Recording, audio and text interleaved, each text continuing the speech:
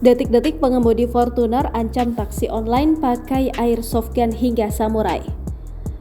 Ari Widianto, seorang pengemudi taksi online, mengancam menggunakan airsoft gun hingga pedang samurai oleh pengemudi mobil Toyota Fortuner. Hal itu diungkapkannya terjadi pada Minggu 12 Februari 2023 dini hari di Jakarta Selatan. Selain diancam, mobil yang dikendarai Ari juga dirusak oleh pengemudi Fortuner.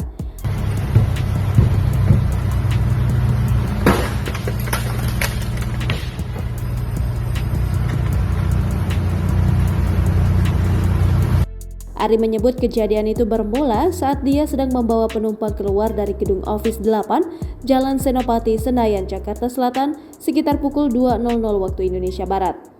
Begitu keluar dari pintu gerbang gedung Office 8, Ari mengaku mobilnya dihadang sebuah mobil Fortuner.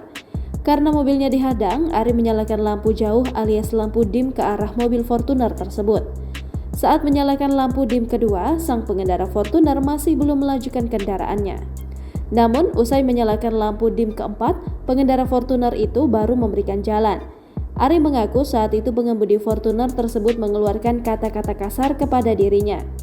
Lanjut Ari, pengemudi itu sempat mengacungkan jari tengah, kemudian saat membuka kaca, ia mempertanyakan kenapa marah-marah.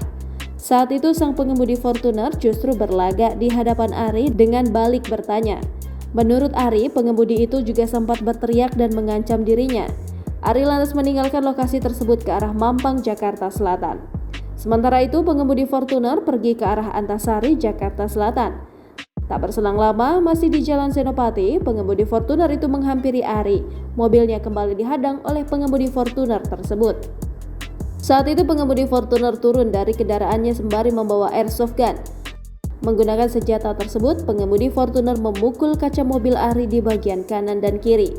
Tak hanya itu, pengemudi Fortuner kembali ke kendaraannya dan mengambil sebilah pedang samurai. Menggunakan pedang tersebut, pengemudi Fortuner kembali merusak kendaraan Ari, tepatnya di bagian kaca depan dan kap mobil. Ari melanjutkan tidak puas oleh pengerusakan tersebut, pengemudi kembali ke mobil, kemudian mobilnya 2 kali ditabrak dari samping sebelah kanan oleh pelaku. Setelah itu, ia lantas melaporkan kejadian pengerusakan tersebut ke Polres Jakarta Selatan.